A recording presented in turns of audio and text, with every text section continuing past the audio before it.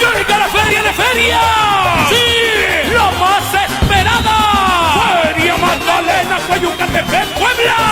¡Y la celebramos con un gran rodeo baile! ¡Mega rodeo baile de feria! ¡En honor a Santísima María Magdalena!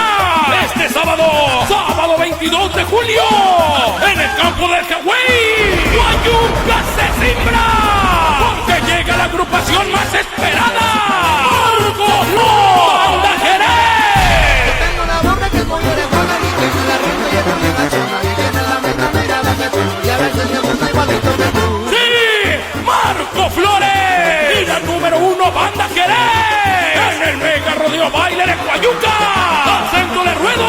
Llega la ganadería número 1 de Puebla, Rancho El Rosario, los toros indomables de Chino Morales, en las montas, puro jinetazo de selecciones, la selección de Puebla, pura pierna pesada, en la conducción El Cuervo, en los sones bien perrones, que suene la banda, pero los Reyes de la Noche. Así suenan los Reyes de la Noche.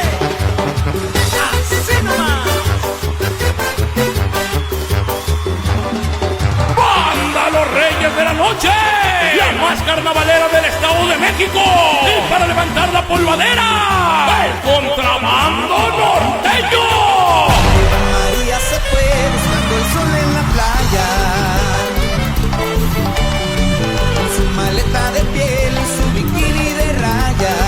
Contrabando norteño. Preventa solo 250 pesitos. En taquilla un poco más. Venta de boletos y reservados de mesa. En la Presidencia Auxiliar de Coyuca.